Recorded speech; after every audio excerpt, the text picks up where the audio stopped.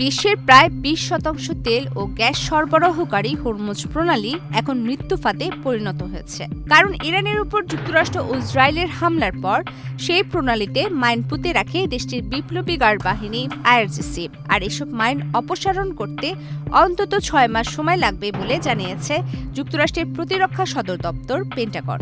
গত মঙ্গলবার মার্কিন কংগ্রেসের এক রুদ্ধদ্বার বৈঠকে পেন্টাগনের ঊর্ধ্বতন কর্মকর্তারা এই তথ্য জানান।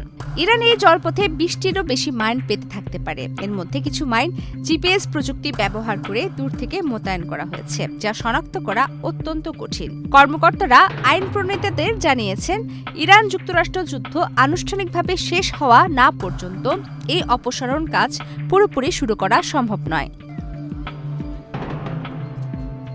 এমনকি কোন কোন স্থানে মাইন রাখা হয়েছে তার সঠিক কোনো রেকর্ড আইআরজিসি রাখেনি বলে ধারণা করা হচ্ছে।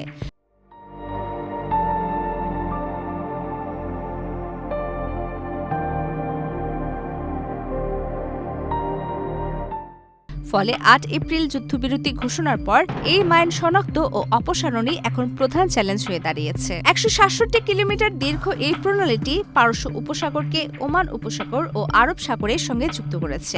বৈশ্বিক জ্বালানি বাজারের মোট সরবরাহের প্রায় 1/4 এই পথ দিয়ে পরিবহন করা হয়। মাইন আতঙ্কে এই পথে জাহাজ চলাচল কমে যাওয়ায় বিশ্বজুড়ে এরই মধ্যে জ্বালানি সংকট দেখা দিয়েছে।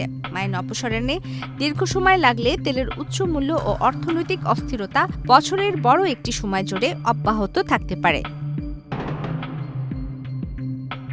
মাইন অপসারণ নিয়ে মার্কিন প্রশাসনের অভ্যন্তরেও ভিন্ন মত দেখা গেছে। প্রেসিডেন্ট ডোনাল্ড ট্রাম্প দাবি করেছেন, যুক্তরাষ্ট্রের হামলায় ইরানের অধিকাংশ মাইন ড্রপার ধ্বংস হয়ে গেছে এবং ইরান হয়তো মাইনগুলো সরিয়ে ফেলেছে।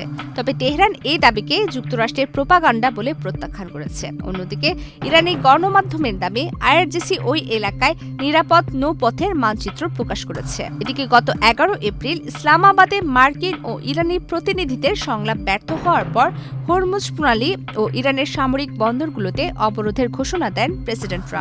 এর পরপরই মার্কিন সেন্ট্রাল কমান্ড মাইন অপসারণের কাজ শুরু করার কথা জানায়। তবে বর্তমান পরিস্থিতিতে পুরো প্রক্রিয়াটি শেষ হতে দীর্ঘ সময় লাগবে বলেই পেন্টাগন মনে করছে। প্রবীতি কিবরে ইসলাম, বাংলাদেশ প্রতিদিন।